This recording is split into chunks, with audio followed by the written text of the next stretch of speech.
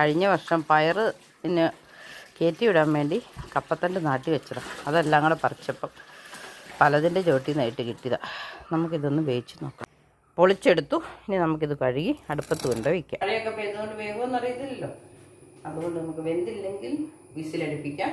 തീ കത്തിച്ചിട്ടുണ്ട്, മൂടി വെച്ച് വേവിക്കാം. വെന്തില്ലെങ്കിൽ വിസിലടുപ്പിക്കാം. കണ്ടോ, നമുക്ക് ഇച്ചിരി ഉപ്പിട്ട് കൊടുക്കാം.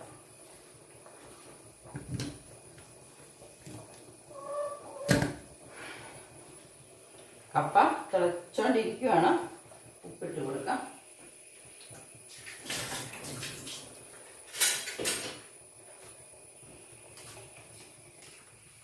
വേകുന്ന മട്ടാണോ നമുക്ക് നോക്കാം. വെന്തില്ലെങ്കിൽ നമുക്ക് വിസിലടുപ്പിക്കാം. നമ്മുടെ കപ്പ ചില കഷ്ണമൊക്കെ വെന്തത് നമുക്ക് ഇങ്ങോട്ട് പെറുക്കിയെടുക്കാം. ബാക്കി നമുക്കൊന്ന് വിസിലടുപ്പിച്ച് നോക്കാം. നുറുക്കി വേവിച്ചിരുന്നെങ്കിൽ ഒരു പക്ഷേ ഇതിൽ വിസിലടിച്ചപ്പോൾ ഓഫാക്കിയതിന് നമുക്ക് ഇതിൻ്റെ കാറ്റൊന്ന് കളഞ്ഞെടുക്കാം.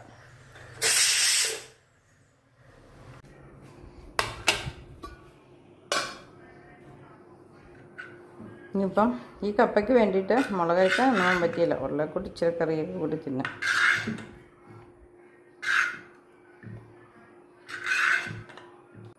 അപ്പം നമുക്ക് പയർ കൃഷി ചെയ്തപ്പോൾ ബോണസായിട്ട് കിട്ടിയതായി കപ്പ.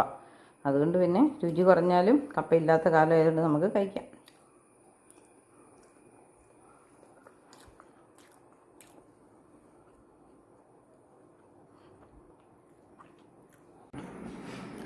കപ്പയ്ക്ക് അത്യാവശ്യം രുചിയൊക്കെ ഉണ്ട്. പിന്നെ ഇച്ചിരി നാര് കൂടുതലാണ്, മൂക്കാത്തതുകൊണ്ടായിരിക്കും.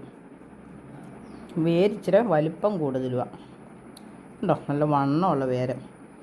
ഇത് മൂത്ത് കഴിയുമ്പോൾ ഇത് നൂല് പോലെയാവും.